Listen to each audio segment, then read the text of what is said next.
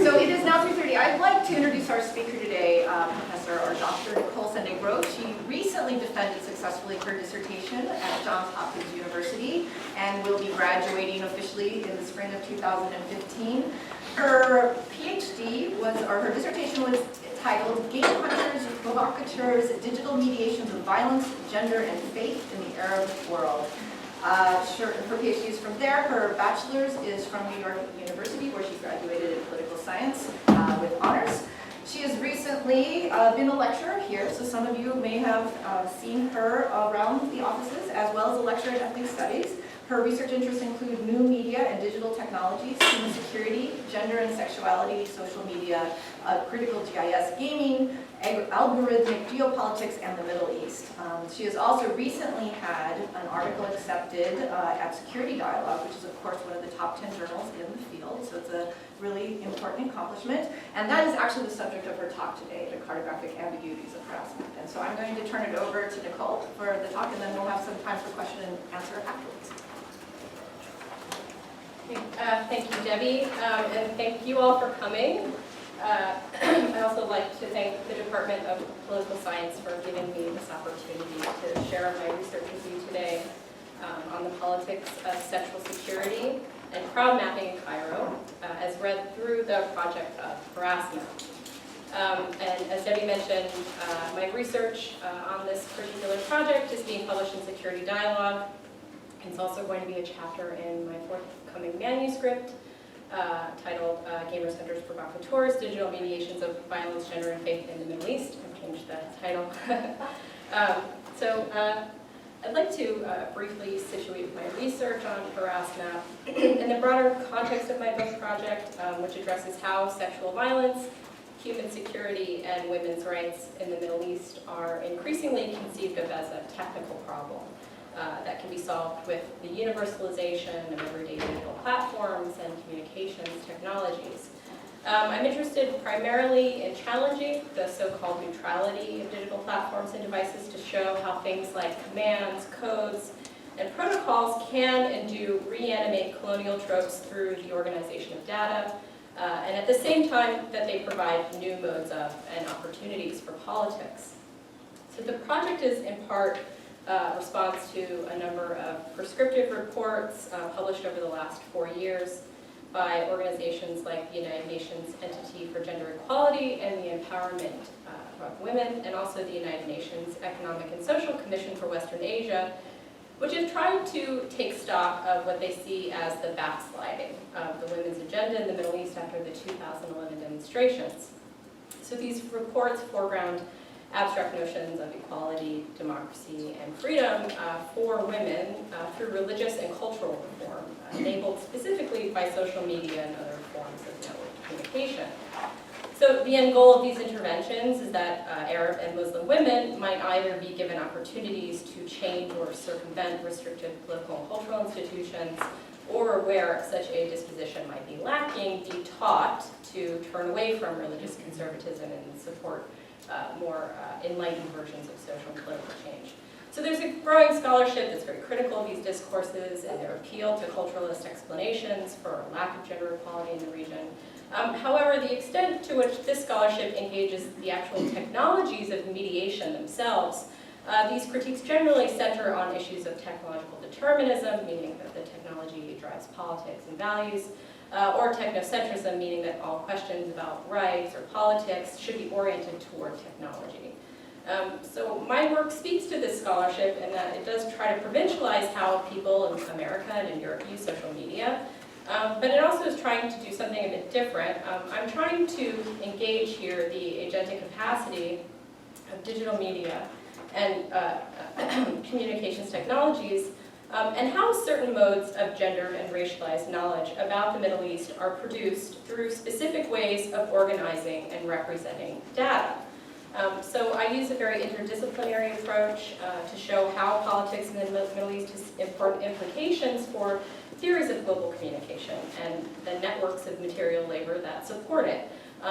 It's important to internationalizing studies on internet and race, and also in incorporating digital communication to work on the subjective limits of liberalism and social theory. So one of the key concepts at work in my project is the interface, which I use to think through questions of intermediality and relationality. So I do this through a kind of socio-technical analysis of material engagements with digital platforms to think about the relationship between users and machines, but also relationships between different interfacing technologies in order to disrupt these sometimes what we think of as established categories, right? Woman or Arab or digital divide, that are often treated as having inner dynamics that are already firmly established. So I also engage new media scholars who take humanistic approaches and practices and apply them to the study of computing.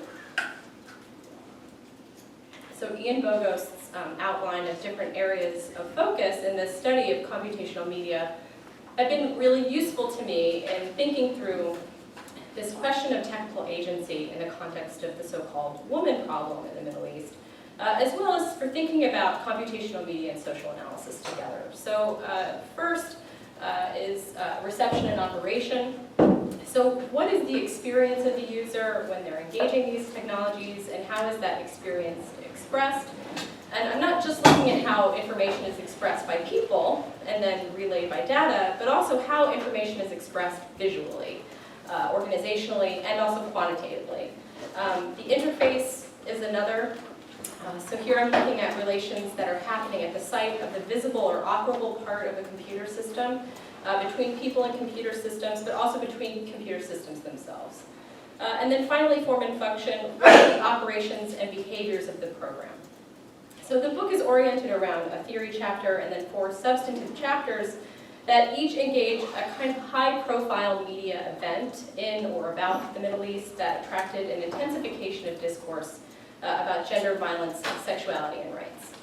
So in the first chapter, which I'll be discussing in more detail today, I looked at BrassMap, which is a Cairo-based interactive online mapping interface for reporting and geocoding and then visualizing incidents of sexual harassment in real time in Egypt using the Ushahidi crowd mapping platform. My chapter on network nudity looked at how algorithmic and normative protocols embedded in social media platforms generate certain forms of gendered political communication while prohibiting others. So I do this through a reading of the use of nudity by 2 women, one in Egypt and one in Tunisia, as a form of protest on social media. And then I draw parallels between the bureaucratic management of dissenting gendered bodies and then the bureaucratic management of their bodies as data. So when posted to platforms like Facebook, these bodies are, along with millions of other flagged pornographic and violent images, categorized as spam. And then they are redirected along the same channels of labor exploitation and technological waste to a hidden network of low-wage content moderators, generally in countries in the global south that are tasked with making social media safe for the rest of us. So my chapter on GCOM focuses on Saudi women gamers and Saudi women's gaming communities in Saudi Arabia, and how educational video games produced by Saudi women function as fields of discursive production about women's negotiation of spatial segregation, mobility, and social critique within the kingdom. And then I also did a digital ethnography of Saudi women cosplayers who reappropriate the abaya in order to offer kind of materiality to gender and morally ambiguous characters during women-only gaming conventions. So this is a character, Hidan, from the comic strip Naruto. Some of you may know about it. And then this is No Face from Spirited Away. And then finally, in this chapter, which is the one that was not in my dissertation and is in progress right now, I consider how image-based social networks such as Instagram and Snapchat are changing the way that the female body is made visible during times of war. So specifically, I'm looking at how the selfie is used to organize women's bodies within the rhetorical context of racist military violence related to the Zion Stand Up hashtag, which was very popular during the latest military siege on Gaza in summer 2014. So a lot of people talking about these images online have framed them within these narratives of extreme narcissism or moral ineptitude, but I'm looking at the selfie here as a genre within the larger context of this historical sublimation of sexual desire in the service of racist nationalism and as a form of digital and reproductive labor performed by women's bodies in the context of occupation. So for the rest of my presentation, I'll be focusing on BrassMap. And I'll be discussing the project's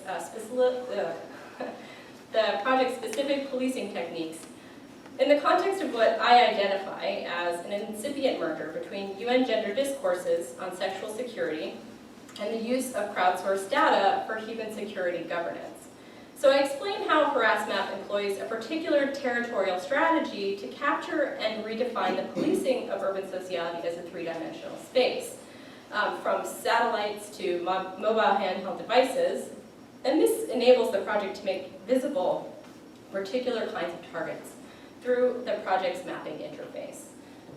Just to give you a bit of background about the project, HarassMap went public about a month before the January 2011 Egyptian Revolution, where accounts of the popular protests there that led to the eventual ouster of Hosni Mubarak were frequently presented alongside reports of things like forced virginity tests, women being beaten, insulted, and raped during these demonstrations.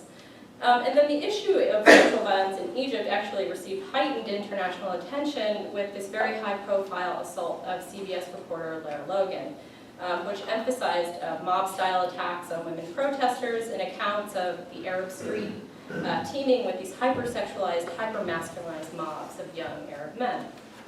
So the idea was developed, the idea for the project was developed by two women who were working for the Egyptian Center for Women's Rights in Cairo, Rebecca Chayo, who is an American. She's a graduate of the Johns Hopkins School of Advanced International Studies, so Johns Hopkins SAIS, who currently acts as the director of the project. And then Enji Goslan, she's an Egyptian women's rights activist. And since its initial launch, the project has received a 2-year grant from Canada's International Development Research Center. It's raised tens of thousands of dollars through crowdfunding campaigns, and it's also received several international awards. So HarassMap uses the Ushahidi open source crowd mapping platform and Frontline SMS to create a cartographic representation of incidents of sexual assault that are reported through multiple channels and data streams using SMS, texting, email, Twitter, and the HarassMap website. Ushahidi uses the Google Maps application programming interface, which is also called Google Maps API. This allows Google Maps to be embedded as a base map into the websites of third-party developers. And so it's called a Ushahidi implementation. So as a Ushahidi implementation for geocoding and geo-referencing incidents of harassment, HarassMap presents geo-visualized data points that represent spaces of violence which are then geolocated through positional information reported, for instance, through an SMM or an SMS report. So HarassMap highlights how the spatial navigation of urban life is never a frictionless terrain of movement for women. But it is always gendered and sexualized and must therefore be negotiated to minimize the possibility of violence. However, HarassMap's interfacing with Google Maps also allows the project to engage in a kind of multi-scalar targeting of harassment that resonates with other projects of securitization in the biopolitical ordering of urban space. So my interest in this project is not on whether or not it works, whether or not it does something to stop sexual harassment in Egypt. Rather, I'm interested in HarassMap's specific configuration of data collection, processing, and representation through crowd mapping, and how that produces particular knowledges of targeting of dangerous people, dangerous streets, and even whole neighborhoods that are based on an ethics of precision. And so this is evidenced in discourses produced by and about the project that celebrate its ability to produce these multi-scalar targets from pictures of individual harassers whose images are uploaded to the site, to the visual identification of hotspots on the harassment map where what they call rescue operations and communications campaigns can be deployed. So to the extent that HarassMap seems unequivocally positive, the location of the problem of gendered violence in Arab culture, its reliance on the trope of victimhood, and its appeal to both international organizations and local law enforcement are implicated in a project of population management that works through an assemblage of interfacing actors, objects, and affects that animate colonial archives of sexuality and Arabness. So as these archives resonate with new techniques of mapping and targeting, the project produces a series of tensions through the demands for the expansion of the state's policing powers, for more punitive sanctions on harassers amidst crackdowns on anti-government sentiment, new prohibitive laws on public assembly, and the sexual torture of women and men who are arrested for protesting while in state custody. So spatial navigation technologies have very deeply militarized roots, but they are, like all technologies, ambivalent and contingent in how they organize knowledge. So we can see this in the increasing public use of these technologies through platforms like Google Earth and Google Maps. And there's a large literature on the use of spatial or geospatial technologies rather and mapping platforms in theorizations of geopolitics. Lisa Park's essay on Google Earth's Crisis in Darfur project is a great example of how mapping platforms mediate affective visual cartographic arrangements of satellite imagery, war photography, graphic narratives, and human rights monitoring that are meant to provoke particular responses and preface particular geopolitical agendas. So this is a picture from Crisis in Darfur. And there's also a smaller but growing body of work on what's called digital humanitarianism. So this work looks at how GIS technologies in particular enable large unrestricted numbers of remote users to collaborate in humanitarian management, and how the reliance on remote processing aggregation and the representation of user-generated data results in each program or project producing its own form of knowledge politics that can become temporarily fixed in the software, in the hardware, and in the social practices that engage those technologies. So focusing on the instrumentality of devices employed by harassment provides insights into how the project reorganizes concerns about development and modernization toward a gendered security paradigm invested in forms of feminist internationalism, where universal criteria and measurable criteria related to issues of sexual violence are increasingly being thought of in terms of surveillance and policing in UN gender discourses. So critical feminist engagements with human security have raised important concerns about gendered, racial, and class-based exclusions produced in the construction of universal notions of human values, instead highlighting the ambiguity of security and arguing for an emphasis on relationality and context in how security is conceived and operationalized. My study of harassment contributes to this literature in two ways. So first, it brings feminist security studies into conversation with feminist geographic research, and also post-colonial cartography engaging GIS technologies to look at how the project's use of crowd mapping produces racial and class-based exclusions in the interest of sexual security. Second, it suggests an incipient shift in how the use of crowdsourcing and crowd mapping by international organizations is reorganizing the focus of human security from the individual to what Deleuze terms the dividual. And this is a concept that describes how embodied human subjects are endlessly divisible and reducible to data representations via modern technologies of control, where information about ourselves can be separated from us and resynthesized in ways that we often don't have any control over. So as women who are subjected to sexual violence are encouraged to identify themselves as targets of intervention, their experiences are then aggregated at the intersections of class, age, race, gender, and education level to demonstrate large quantities or patterns of violence. And so once this happens, it's no longer a particular person's experience or life that's to be secured. Instead, aggregate sums of experiences replace any one woman's life to determine the success or the failure of an operation or an intervention, as well as for indexing the targets of those operations. So you have spaces and life worlds that become decontextualized and made sensible to a quantitative index used to determine how liberal or illiberal a neighborhood, a city, or even an entire region is.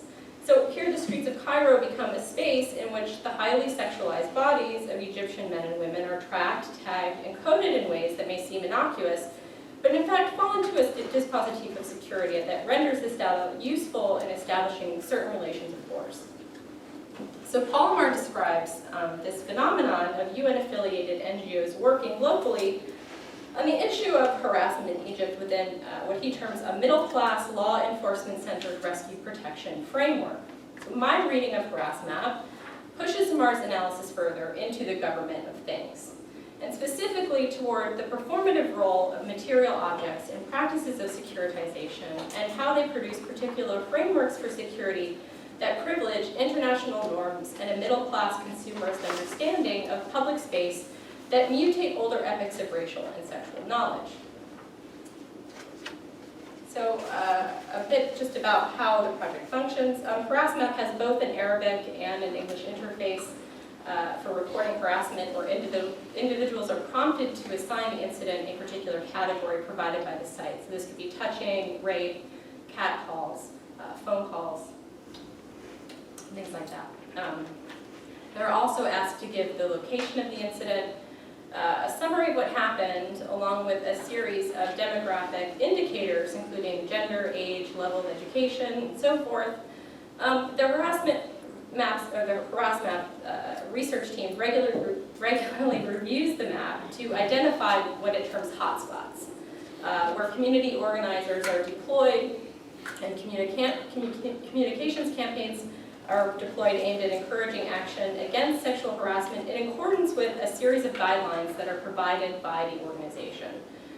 So Chayo, who's the director, says about the outreach program, she says that it takes a social approach to addressing harassment. She says, we do direct interventions to rescue the women, but in our normal long-term work, we target bystanders to intervene.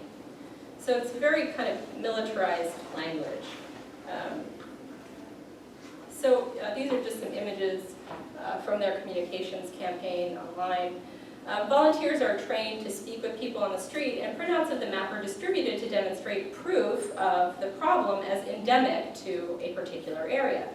So those with whom Harassmap makes contact are asked to sign an agreement that they will intervene when acts of harassment occur according to the guidelines provided.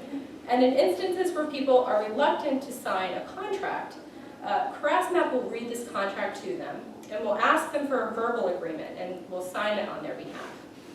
Harassmap also encourages shop owners to sign a pledge and to put stickers in their windows indicating their support for the project with the promise of potential revenue generation and as a visual marker of Harassmap's presence on the street. So I think these techniques allow us to situate Harassmap within a particular system of UN-recognized feminist campaigns identified by Amar that emerged between 2003 and 2010, which rejected class-conscious movements for social change and instead focused on cultural explanations for gender violence. And so these organizations working within this framework called for an intensification of policing on the streets to combat harassment, and promoted campaigns geared toward what's called social respectability that facilitated securitized and militarized appropriations of internationalist gender and security interventions. So for example, Harassmap's 2010 to 2012 annual report, which despite acknowledging that some instances of sexual violence reported to the site were actually committed by Egyptian security forces, focuses its criticism of the police and the military solely in terms of their lack of presence or their lack of willingness to intervene when other people are harassing women on the street. And so Chayo has also advocated in numerous interviews for increased policing on Egyptian streets and has advocated for the map to be used to direct police activity towards these so-called hotspots. So Amar outlines the development of the legislative language around sexual harassment as a human security priority within UN gender discourses beginning in October 2000 with the UN Security Council Resolution 13.5, which was designed to mainstream gender into practices of peace and security among member states, as well as the incorporation of this resolution in the 2005 UN Development Programme's Arab Human Development Report, which identified the problem of sexual harassment, and in particular the discriminatory dispositions of Arab men as a human security concern. Now, the Egyptian government has also used the resolution in 2009 as a precedent for consolidating executive powers and increasing security during civil unrest, supposedly to protect women from street harassment. The research also provides a valuable context for considering the use of geospatial technologies in ordering and managing urban populations, and how crowdsourced mapping is emerging as a preferred technique within global human security governance. So UN General Assembly Resolution 61-110 established what's called the UN Platform for Space-Based Information and Disaster Management and Emergency Response, also called UN SPIDER, on December 14, 2006. And this stated goal of UN SPIDER is to provide universal access to all countries and all relevant international and regional organizations to all types of space-based information and services relevant to disaster and disaster risk management. So in 2011, the UN General Assembly Committee on the Peaceful Uses of Outer Space released another report, AC 105/1007, which emphasized the importance of crowdsourced mapping facilitated by spatial technologies, satellite imagery, telecommunication satellites, and global navigation satellite systems for disaster management. And they also acknowledged the importance of collaborative ventures between UN SPIDER and it's what they call volunteer and technical communities, of which Ushahidi is one of them, but also include things like OpenStreetMap and Crisis Mappers and Google Mapmaker. So Ushahidi is an example of how advances in software and mobile technologies have facilitated the move of geospatial data collection from commercial uses to crowdsourcing data for human security governance.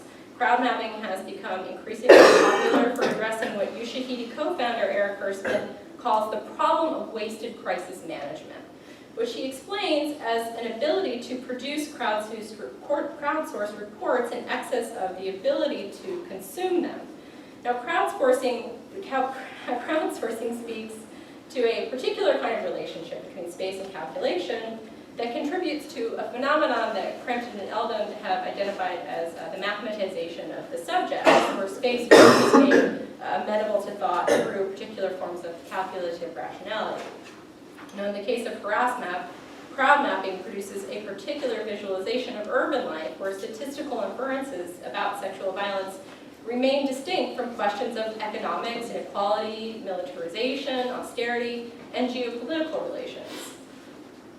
Now, I draw on scholarship on the vertical dimensions of security, including work by Ian Wiseman here, to discuss HarassMap's use of mapping as a territorial strategy to capture and redefine the policing of sociality as a three-dimensional space. So here, the securitization of feminist internationalism dovetails with practices of aerial targeting that are not dissimilar from what Wall and Monahan have called the drone stare. So this is a form of surveillance that abstracts life on the ground and reduces difference, variation, and noise in an effort to achieve strategic advantage through systems of verticality.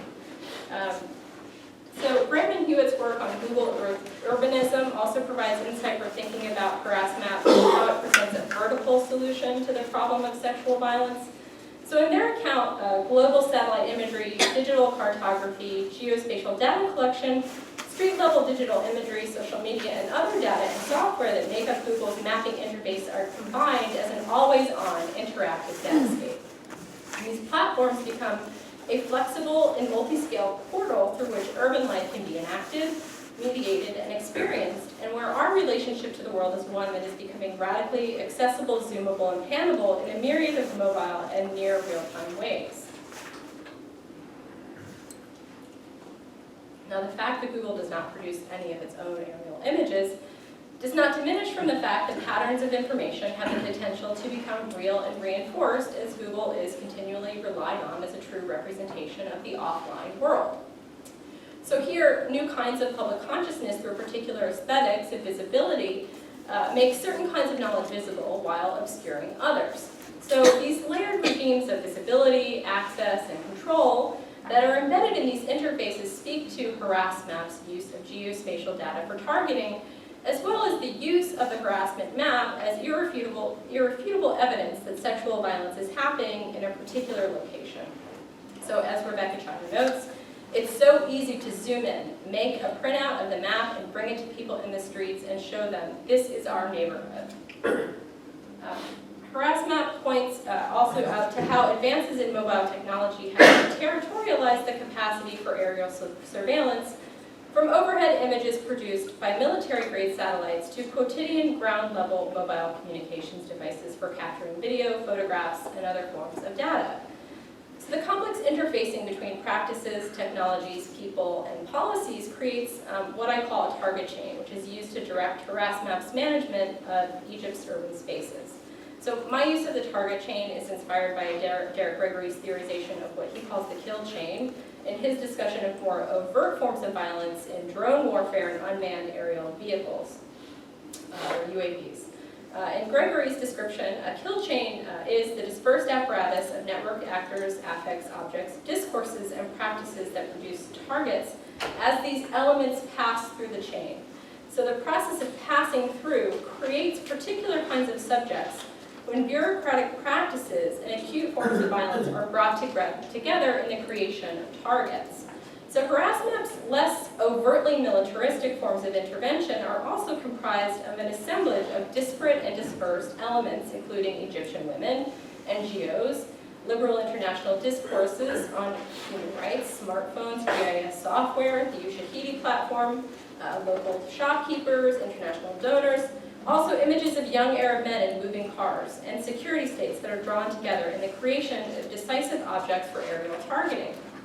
So through its community mobilization campaigns, Harassment engages everyday citizens in the practice of targeting on the street when they are asked to speak out against harassment, in uploading reports and taking photos of harassers with mobile devices, and in identifying target areas for community intervention. So I think we should give closer consideration to the networked engagements between ground and air surveillance that make it possible for harassment to act on real objects in complex urban environments where the violence of such interventions have otherwise become increasingly abstract and obscure. So this is in part, I think, a result of crowd mapping's so-called utility, as well as discourses of innovation and progress that filter into harassment's use imagery and navigation to be able to intervene on victims' behalf with increasing precision. Yet harassment's ability to hit a specific target is not the same thing as not hitting anything else. So the targets visualized through the harassment map interface are also more than just a mark on a map representing a toucher or a rapist. In fact, it might be more accurate to say that harassment produces a series of interfacing targets. So there is the materiality of the target themselves, which are actual people, objects, and environments that can be acted upon immediately in ways that make these interventions seem very abstract. And then within this material and kind of holographical target space are racialized and sexualized women who themselves become targets for rescue operations. There's also Egypt's so-called social acceptability of harassment as a target, which plays into cultural explanations for sexual violence that rely on Orientalist tropes of unchecked masculine aggression and the predatory sexuality of the so-called Arab street, which Amar suggests resonates with a commonly accepted presumption that Egypt needs an authoritarian government to keep its politics and population in order. Now, more importantly, the idea that the proliferation of sexual violence emerged as a result of the power vacuum left by Mubarak's ouster is factually inaccurate. Sexual violence committed by security forces, police, and hired thugs, or baltagia, was frequently used element of the Egyptian security apparatus's repertoire of political intimidation techniques. So I go into some detail about this in the chapter. I'll just mention a couple of them here. There's one particular event known as Black Wednesday, when in May 2005, security forces held back crowds so that plainclothes police could beat and sexually assault 4 women.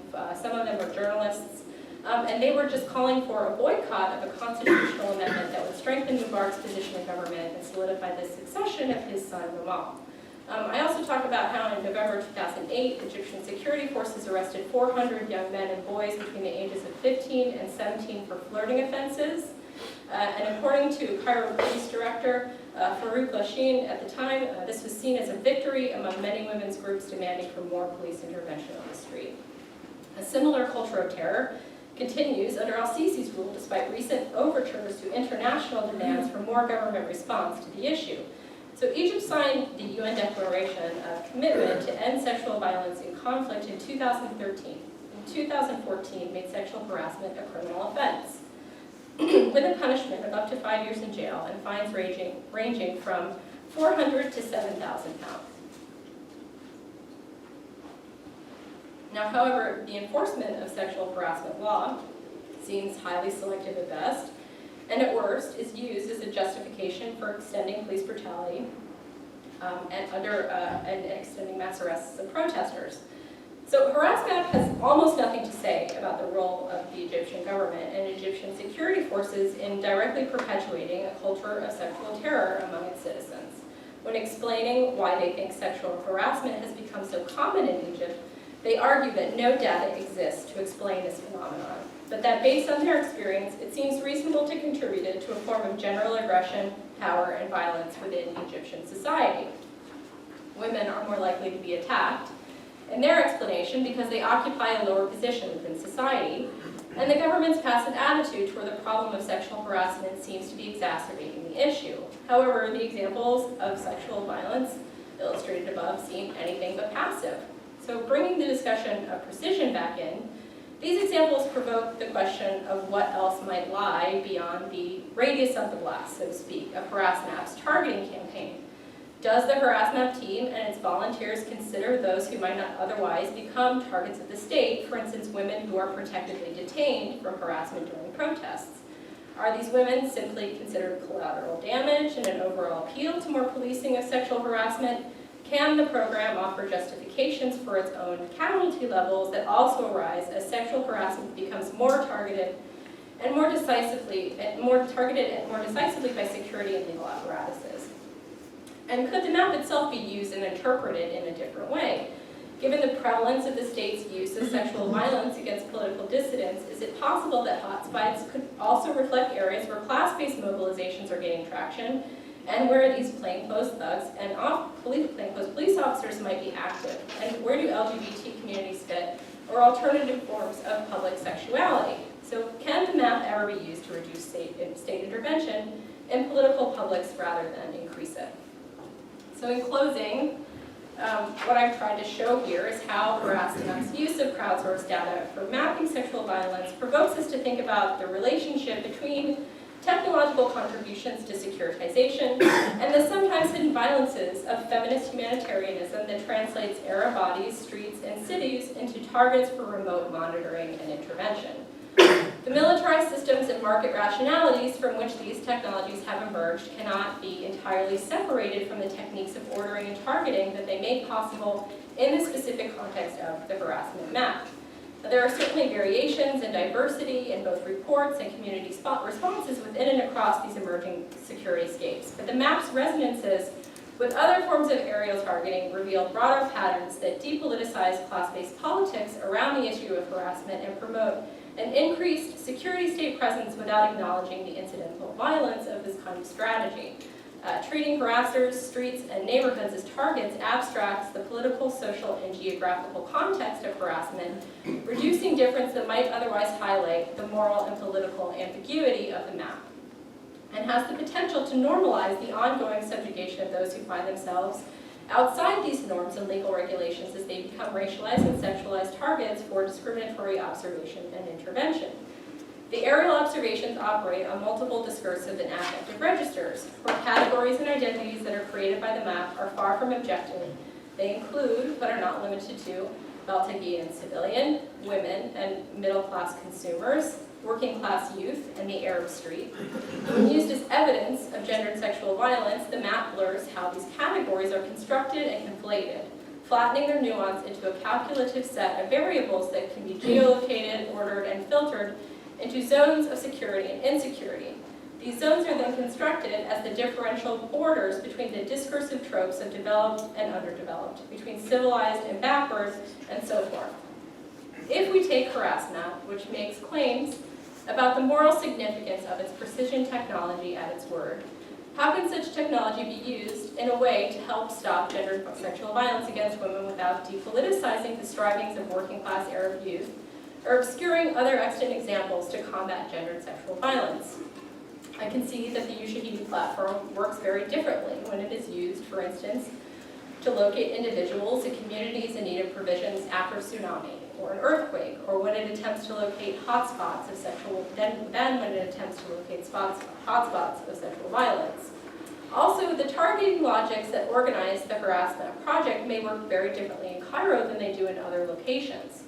The geospatial technologies that HarassNap uses and the biopolitical management of Egyptian urban sociality remain open to experimentation and offer the possibility of becoming a tool for bringing a heightened awareness to other types of violence where certain categorical adjustments and visual reorientations would be needed. Now, what might the same technologies be used to police young Arab men do if they were redirected, for example, at Egypt's security forces and its implementation of state-sanctioned violence against women to thin their presence on the street?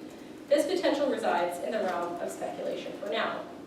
Still, I think we should be wary of the idea that better, more total surveillance will produce more accurate depictions of the environment of gendered sexual violence. We should also be critical of paradigms of risk management that seek to sort whole populations into profiles and probabilities as part of a feminist internationalist organization of security governance in Egypt. Thank you.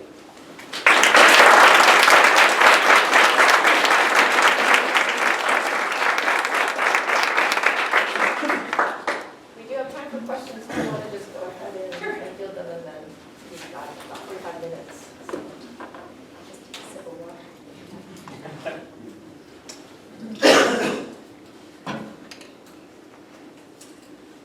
Krishna?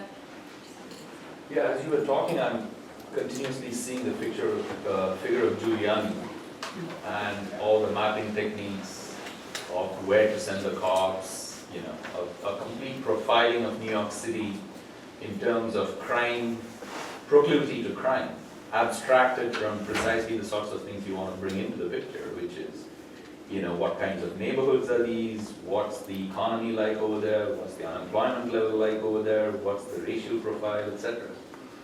So obviously, you know, harass map is something that is predated by technologies of crime fighting, and is also related to technologies like you alluded to, drone technology, etc.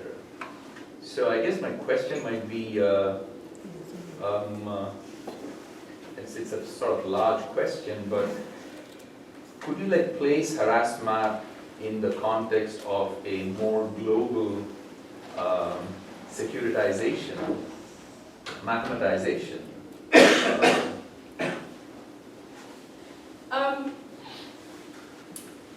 Yes, I mean, I think I tried to do that in talking about kind of increased uses of these technologies for disaster management. And it was used, it's also been used for, specifically with regard to sexual violence. There's in Syria and also in Cambodia as well, and India. But I think one of the things that's kind of interesting about how it's used in this way is this really, really low numbers of reports. So it doesn't seem to be something that women are using regularly. So I'm sort of wondering, one of the things that I kind of haven't quite figured out yet is why. But maybe kind of what I've been writing about has something to do with that. But there's been a lot written about crowd mapping and racial profiling, but just not about the Middle East, and not a lot written about sexual violence. But yes, I do think it kind of fits within this literature. I think it's based in that literature.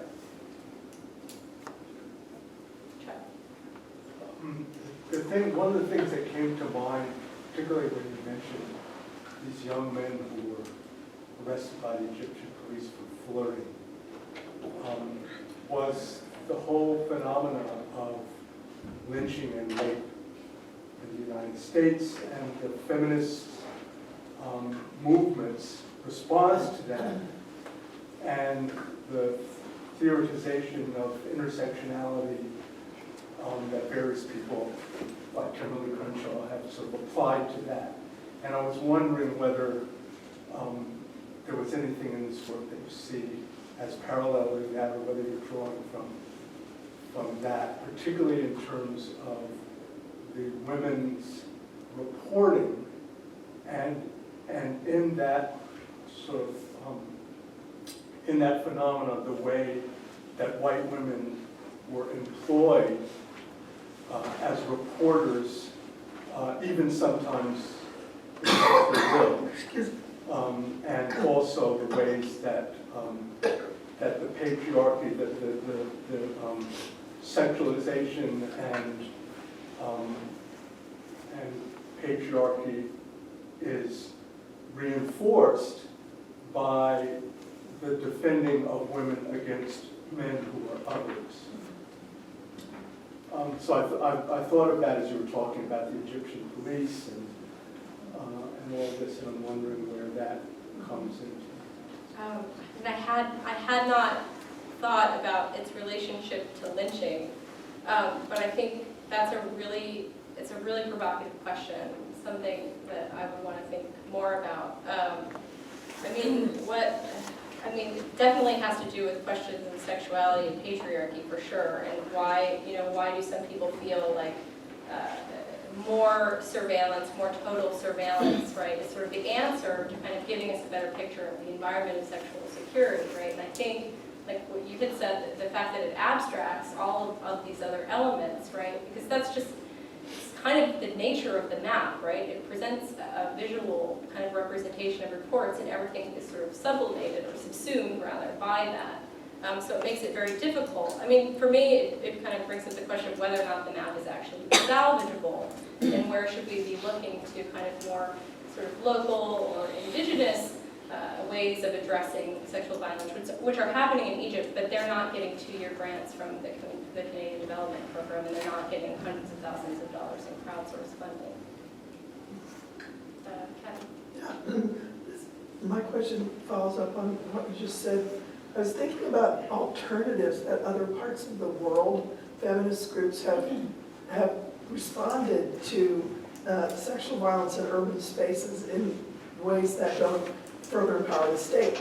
Like just a few examples would be in Israel, where the focus is on getting security guards to not take their guns home because the guns are used in domestic violence. Or in Okinawa, where what the women do is they compile lists of all the sexual assaults by American military men on Okinawan girls and women, and they're in order to critique militarization, not to expand it, right? And then there's the sort of I can't tell you what city this is, where there's a what time is it movement, where people are organized to intervene in acts of sexual aggression by going up to the aggressor and saying, what time is it? Because you distract them, they look at their watch, they pull out their phone.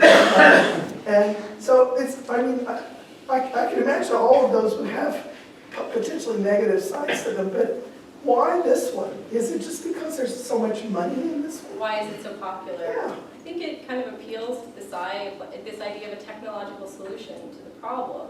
So, there have been really kind of militaristic overtures to intervention in Afghanistan and Iraq on behalf of women, right? People are sort of losing their enthusiasm for that. But this seems like, the brand new, kind of more effective, like less violent way of being able to do that, right? We just turn the technology over to these women, and we assume that they use it in a particular way to get a particular kind of effect. And so, I mean, one of the things that I'm trying to do kind of in the project more generally is to say that people use technology in different ways, right? And this idea that other people will just mimic it in the same way that we think that they will, it's kind of, it's just not, it's not very nuanced. And it also kind of feeds into kind of, very kind of Orientalist ideas of mimesis, and that's been written about in other contexts too, not just in the context of Orientalism. But yeah, I'm not sure what else I can add to that question, but yeah, there are other ways that it's being addressed that just don't get the attention. And I think a lot of that has to do with how sexy the technology is. So, Brian?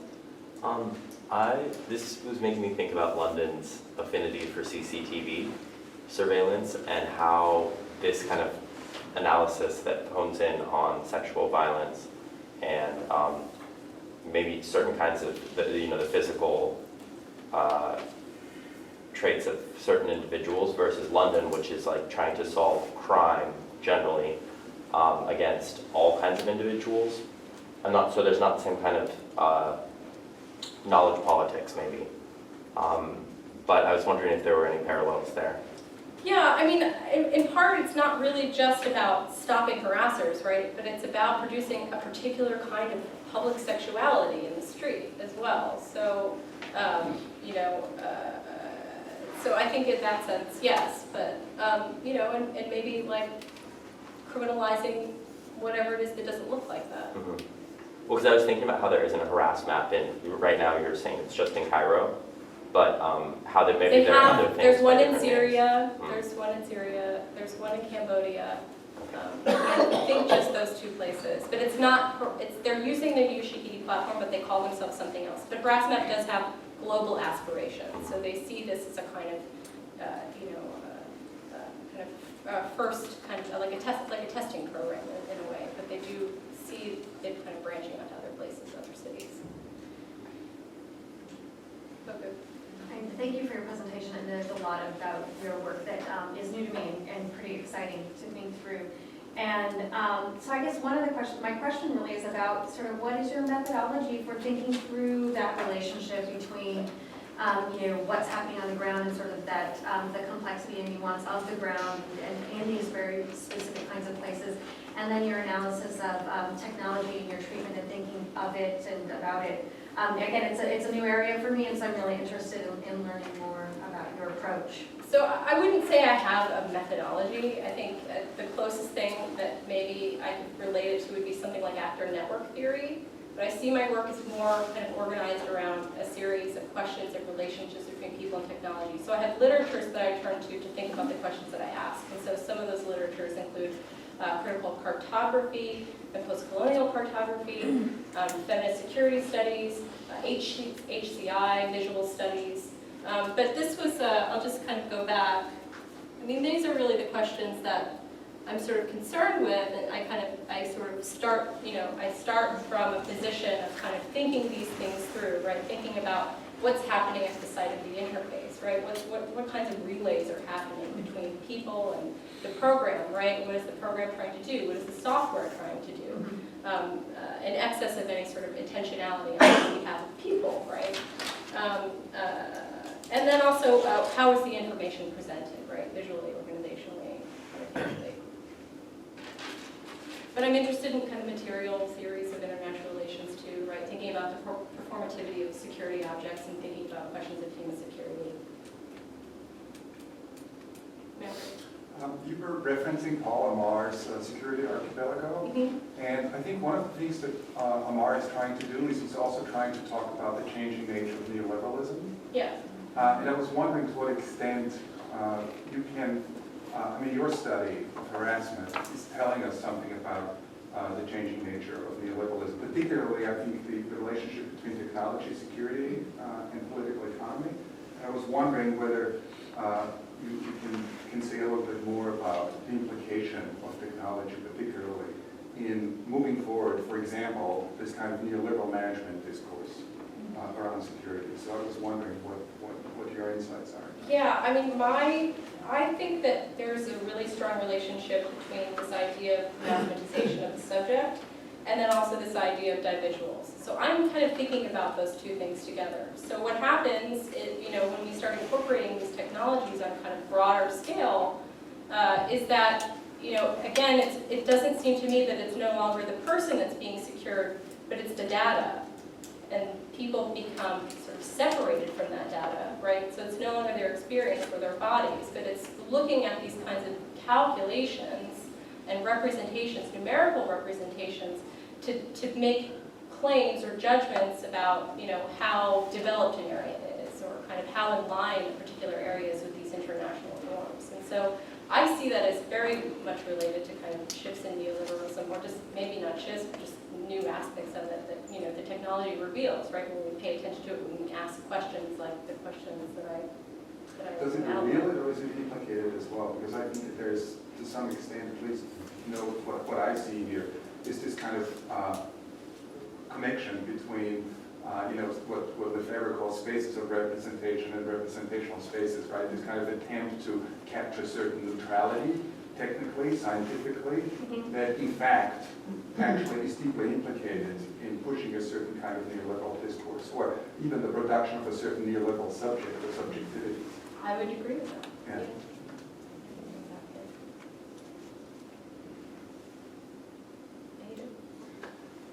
Thanks for your presentation. I enjoyed it.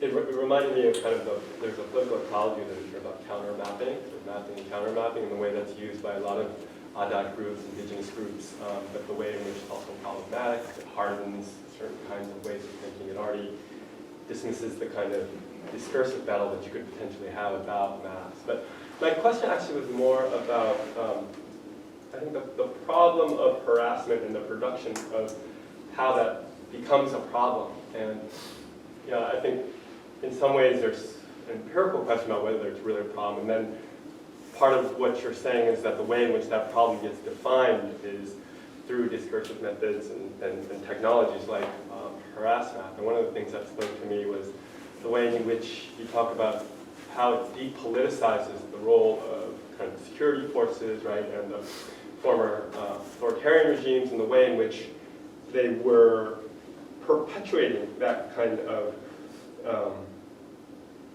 those kinds of behaviors. And I was